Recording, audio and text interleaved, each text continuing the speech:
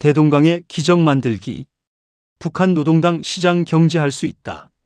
9회. 순서만 틀려도 시장 경제 안 돌아간다. 법 바꾸기. 북한 자본주의 토양 만들기. 법제도 개혁의 순서. 법제도 개혁은 순서가 중요합니다. 재산권 계약 금융 기업 토지 노동 대외경제 순으로 기반을 쌓아나가야 합니다. 순서가 틀리면 시장이 작동하지 않습니다.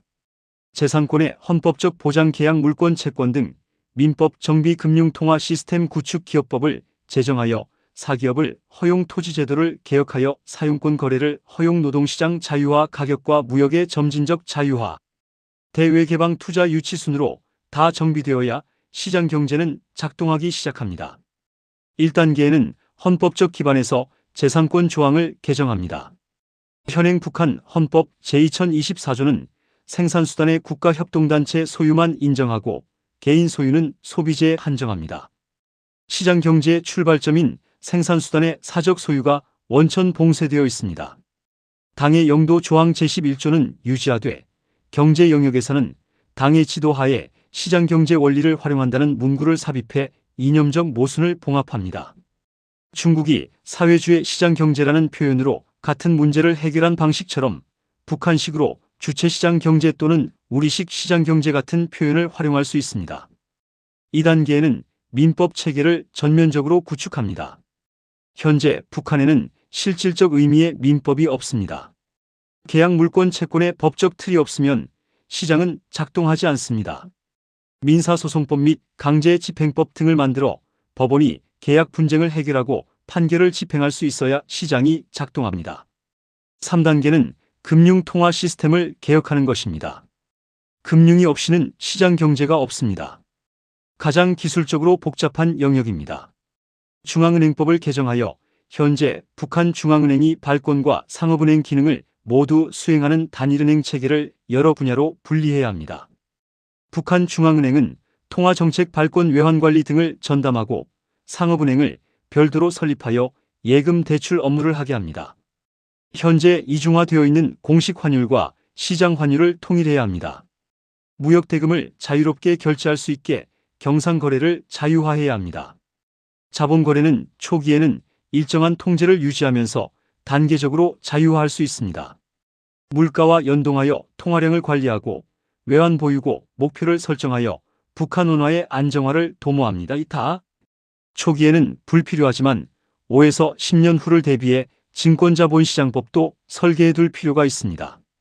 주식과 채권 발행을 허용하고 증권거래소를 설립하여 국유기업 지분 일부 상장을 통한 점진적 민영화 경로를 확보해야 합니다. 4단계에는 기업법을 제정하여 사기업의 법적 존재를 허용합니다.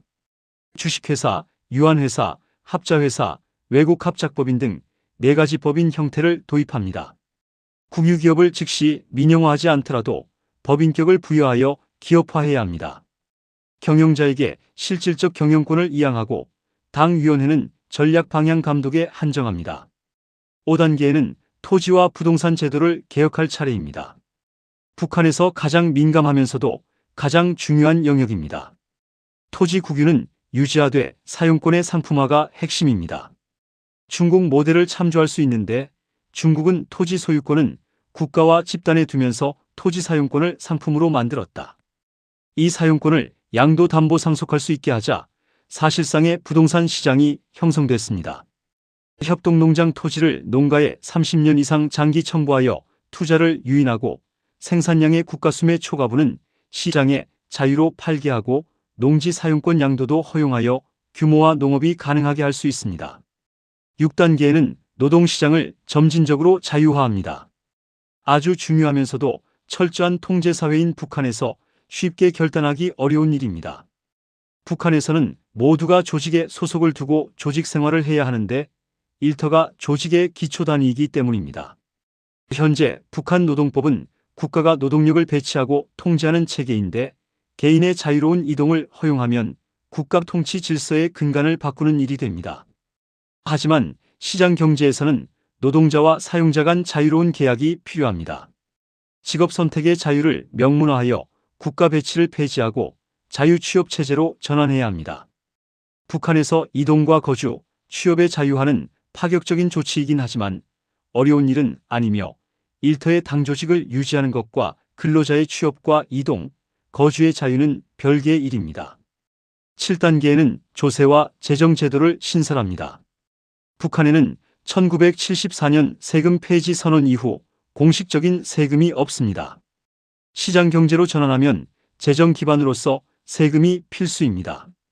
개인의 근로소득, 사업소득, 자본소득에 과세하되 초기에는 낮은 세율로 시작하여 납세 수능을 유도합니다.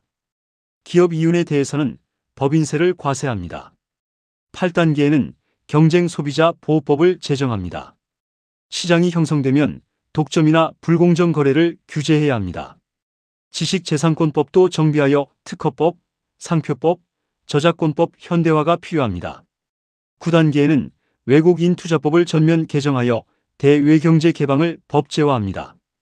외국인에게 내국인과 동등한 투자 환경을 보장하고 투자의 허용 업종, 제한 업종, 금지 업종 등을 명확히 분류합니다. 투자 유인의 핵심인 이윤과 송금의 자유를 보장하고 투자 재산 수용 금지 및 수용 시 신속하고 충분한 보상을 법제도로 보장해야 합니다.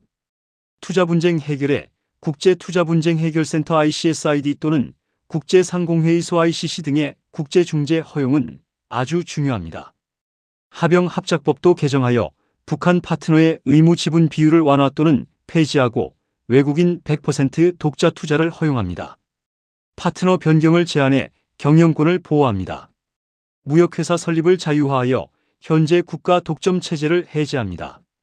10단계 사법 분쟁 해결 인프라를 만듭니다.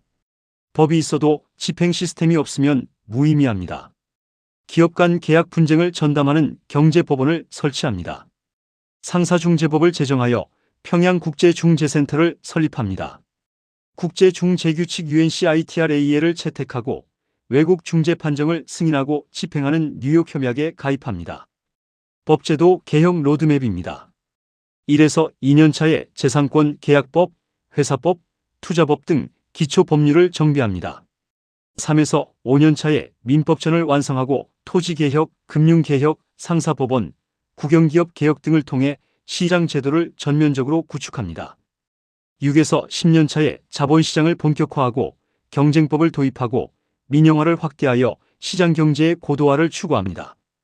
법제도 개혁에 따른 경제적 자유화가 정치체제 유지와 양립할 때 둘 사이의 근본적 긴장을 짚어보아야 합니다. 중국 베트남 모델이 보여주듯 경제적 자유화와 정치적 권위주의의 공존은 수십 년간 가능했습니까? 그러나 다음에 두 조건이 필수였습니다. 하나는 당과 국가의 경제 과실 독점을 포기하는 것입니다. 재산권을 인정한다는 것은 당이 경제자원 배분의 독점적 통제권을 상당 부분 내려놓는 것을 의미합니다. 이는 북한 체제의 권력 기반을 실질적으로 변화시킵니다. 다른 하나는 법적 지배의 최소한의 확립입니다. 계약과 재산권이 실제로 보호받으려면 법원이 당의 지시에서 적어도 경제사건에 한해서는 독립적으로 기능해야 합니다. 이것이 순수하게 경제적 개혁인지 아니면 필연적으로 정치적 함의를 갖는지는 여전히 궁금하겠지만 경제성장을 위해서 정치 권력이 절제를 하지 않으면 안 됩니다. 중국과 베트남의 사례는 이 공존이 전환기의 실용적 경로로서는 충분히 작동 가능한 모델임을 보여줍니다. 시장 경제가 돌아가려면 정치적 개입을 최소화하여 경제 분야에선 법치가 반드시 작동해야 합니다. 계약 집행을 보장하고 재산을 보호하며 예측 가능한 규제와 국가의 자의 개입을 제한하는 핵심 4가지 요소가 없으면 시장 경제는 실패합니다. 다음 시간에는 북한이 시장 경제로 전환하면서 외국인 투자 유치를 빨리 할 수 있는 경제특구와 특별법에 대해서 이야기해 보겠습니다. 감사합니다.